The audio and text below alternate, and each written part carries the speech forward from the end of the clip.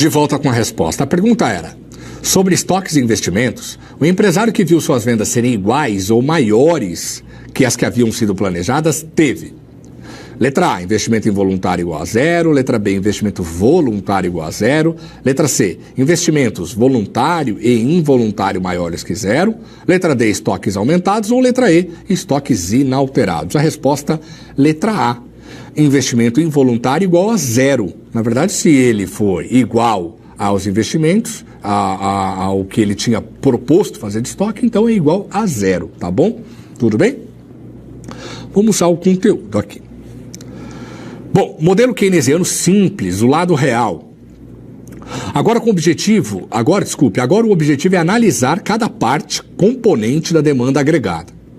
Considerando o consumo enquanto determinante da demanda agregada e que ele se expande conforme aumenta a renda, tem-se o seguinte: aquele C, lembra que você viu no slide anterior, ou melhor, no bloco anterior, que a renda é igual consumo mais investimento, porque ainda não temos o governo, é uma economia fechada e sem governo, então eu não tenho os gastos governamentais aqui ainda e nem as exportações líquidas.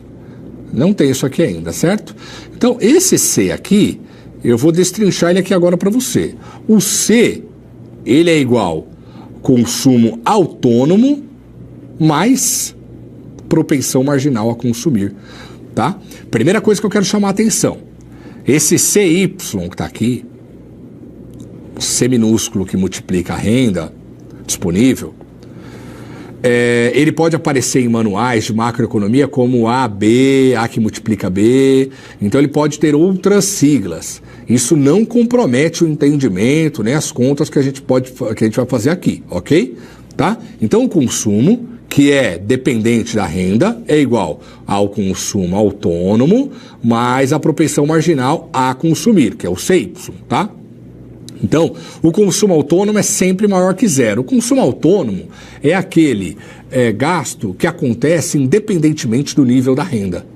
Então, pode ser crédito, pode ser qualquer coisa. As pessoas precisam sobreviver. Às vezes nem isso conseguem, né? Mas, de modo geral, dentro dos manuais de macroeconomia, o consumo autônomo é sempre maior que zero. Sempre que você vir um gráfico de consumo autônomo, eu sei que está tudo inclinado aqui, que é mais fácil, a curva de demanda agregada, ela nunca vai sair do zero aqui, ó.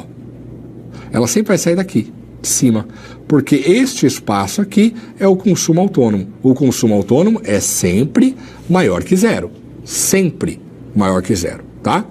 Bom, e aí a gente tem a cereja do bolo aqui do consumo, que é a propensão marginal a consumir. Ela é muito importante porque a partir dela que o empresário toma a sua decisão de investimento, é a partir dela que o governo toma a sua decisão de políticas públicas, políticas econômicas. É a partir da propensão marginal a consumir que a coisa vai acontecer. Sobretudo neste modelo, onde a gente ainda não considera governo e não considera a economia internacional. Afinal de contas, a disciplina é macroeconomia fechada. A propensão marginal a consumir é sempre um número que é maior do que zero e menor do que 1, certo? Então, se eu disser para você que a propensão marginal a consumir do Brasil, que eu já disse anteriormente que é alta, é de 0,8, significa que a propensão marginal a consumir é igual a 80%. Tá? Se eu disser para você que a propensão marginal a consumir do Japão é 0,4, é um número, tá? 0,4, eu multiplico isso aqui por 100 para transformar em percentual. Eu estou dizendo que a propensão marginal a consumir dos japoneses é um número aleatório, tá? Isso não é verdadeiro, só a título de exemplo aqui. Significa dizer, então, que 0,4, 40% da renda da economia japonesa é destinada ao consumo. Certamente lá a propensão marginal a consumir é muito menor que a brasileira. Por isso, o exemplo Brasil e Japão, tá? Então, a propensão marginal a consumir é quanto a população está inclinada, propensa, o nome já diz, a destinar a sua renda para consumo. Qual o grau, qual o percentual da sua renda que eles querem destinar, que nós queremos destinar ao consumo. Então, este número é sempre entre 0 e 1, como eu já disse, e ele é sempre em percentual, né, depois multiplicado por 100, e ele é normalmente constante. A propensão marginal a consumir muda lentamente no decorrer do tempo. Então, por que eu estou dizendo isso? Eu vou limpar a tela aqui para você poder entender o que eu estou falando. Se a propensão marginal, você ganha R$3.000, tá? A propensão marginal aqui, da economia brasileira, eu vou falar que é 0,5, tá? Para facilitar a minha conta aqui, ou seja, 50% da renda. Então significa que você vai destinar R$1.500 para consumo, certo? Até aqui tudo bem. Vamos supor que você passe a ganhar R$6.000. Poxa, aí eu vou guardar os outros 3.000. Mentira, né? Normalmente você gasta, você destina a mesma propensão mesmo para renda mais altas, tá bom? Então, você vai fazer um financiamento daquilo que você queria, de uma casa, de um carro, sei lá. Você vai fazer alguma coisa e vai, teoricamente, não é que não vai mudar o seu hábito.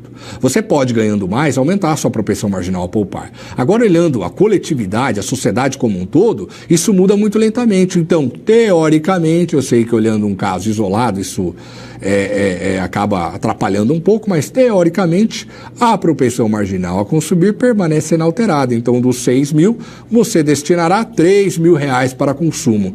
O que é o restante daqueles 3.000, os outros 1.500? E o que é o restante daqueles outros 6.000? Os R$3.000. É o oposto da propensão marginal a consumir. E o que é o oposto do consumo? Poupar, investir. Então, se a propensão marginal a consumir, CY, é igual a 0,5, a propensão marginal a poupar é igual a 0,5 também. Tá? E se a propensão marginal a consumir lá do Japão, de novo, é 0,4, a propensão marginal a poupar é de 0,6. E assim sucessivamente, tem que fechar um. Se consumir é 40%, poupar é 60%, se é 50%, o outro também é 50%, e assim sucessivamente. Tá bom? Por que eu disse que é importante o Estado entender o grau, né, a propensão marginal a consumir de uma sociedade? Ora, se ele vai entregar, por exemplo, auxílio emergencial para a população para se defender de uma outra pandemia, enfim, qual que é o impacto se eu jogar entre aspas, né, se eu devolver, porque são impostos pagos por nós, tá? Se eu pagar em auxílios emergenciais, dê o nome que você quiser, tá? Eu também estou cansado de pandemia, então 300 bilhões de reais em dinheiro para você gastar. 300 bilhões em auxílio emergencial, certo? Qual que é a propensão marginal a consumir? É 0,9 no Brasil. Opa, então eu sei que daqui desses 300 bi, na verdade, a população só vai gastar 270 bilhões. 30 bilhões vai para poupar.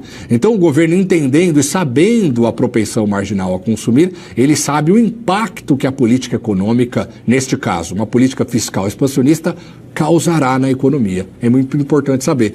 Olha, isso parece bem simples, né? De novo, um ministro da economia do Japão, de novo, pegando o Japão aqui, né? O esforço que o Estado precisa fazer para que a política fiscal seja efetiva é muito maior. Ora, se eu der 300 bilhões na mão da população japonesa e eu entender que eles vão guardar metade disso, então tem que despejar muito mais dinheiro para que a política fiscal seja efetiva. Porque é uma parcela importante daquilo que eu mando na conta das pessoas, elas poupam e acabam não produzindo o efeito esperado no nível de consumo. Certo? Então, vou apagar aqui para a gente prosseguir.